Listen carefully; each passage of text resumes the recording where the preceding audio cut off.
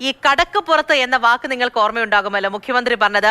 അതേ വാക്ക് തന്നെ ഇപ്പോൾ തിരഞ്ഞെടുപ്പിന് വേണ്ടിയിട്ട് ആയുധമാക്കുകയാണ് കോൺഗ്രസ്. എങ്ങനെയാണെന്ന് വെച്ചാൽ, മുഖ്യമന്ത്രിയോട് കടക്ക് പുറത്ത് ഡിജിറ്റൽ ക്യാമ്പയിനുമായി കോൺഗ്രസ്. പിണറായി വിജയൻ പുറത്തേക്ക് എന്ന സന്ദേശം ഉയർത്തിയാണ് ക്യാമ്പയിനിൽ.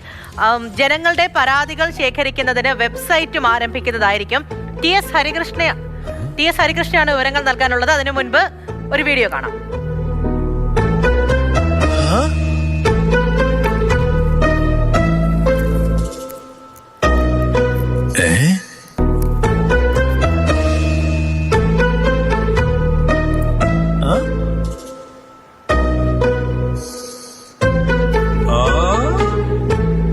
കടക്ക് പുറത്ത്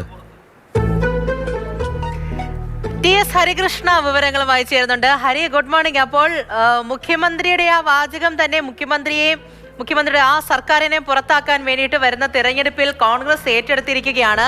എങ്ങനെ പോകുന്നു ക്യാമ്പയിൻ? ഈ നിയമസഭാ തെരഞ്ഞെടുപ്പിന് ഉള്ള പ്രചരണം കോൺഗ്രസിന്റെ ഭാഗത്തു നിന്ന് ഇപ്പോൾ തന്നെ തുടങ്ങിയിട്ടുണ്ട്. ഈ കടക്ക് പുറത്ത് എന്ന് മുഖ്യമന്ത്രി അന്ന് പറഞ്ഞത് മാധ്യമങ്ങളോടാണ്. ഇന്ന് അദ്ദേഹത്തിനെതിരെ പ്രചരണമായി ഉപയോഗിക്കുന്നത് കോൺഗ്രസ് കടക്ക് പുറത്ത് എന്ന വാക്കാണ്. കടക്ക് പുറത്ത്, അതായത് പിണറായി സർക്കാർ കടക്ക് പുറത്ത് എന്ന ക്യാപ്ഷനോട് കൂടിയാണ് ഇവർ ഈ ക്യാമ്പയിൻ കൊണ്ട് ഉദ്ദേശിക്കുന്നത്. ഇതിൽ പ്രധാനമായിട്ടും ചെയ്യുന്നത്, ഇതൊരു ഡിജിറ്റൽ ക്യാമ്പയിനാണ്. അപ്പോൾ സ്വാഭാവികമായിട്ടും സോഷ്യൽ മീഡിയ പ്ലാറ്റ്ഫോമിലൊക്കെ സർക്കാരിനെതിരായിട്ടുള്ള ജനവിരുദ്ധ വികാരം എത്രത്തോളം ഉണ്ട്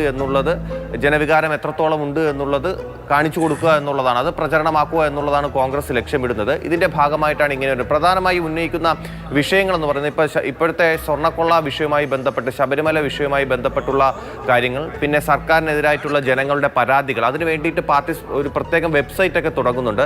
അപ്പോൾ അതിൽ വരുന്ന പരാതികളൊക്കെ ചേർത്തുകൊണ്ട് ഇത്തരം കാര്യങ്ങൾ ഇതൊരു പ്രചരണ സ്വഭാവത്തിൽ കൊണ്ടുപോവുക എന്നുള്ളതാണ് കോൺഗ്രസ് ലക്ഷ്യമിടുന്നത്.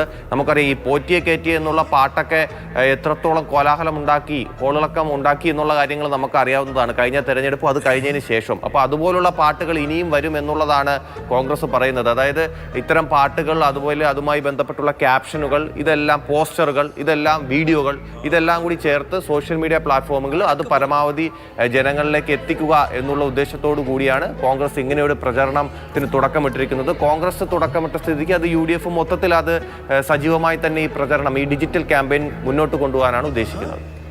ഓക്കെ, ടി എസ് ഹരികൃഷ്ണയാണ് വിവരങ്ങൾ നൽകിയത്. അപ്പോൾ കടക്ക് പുറത്ത് എന്ന് മുഖ്യമന്ത്രി പറഞ്ഞ ആ വാചകം അന്ന് മാധ്യമങ്ങളോടാണ് പറഞ്ഞത്.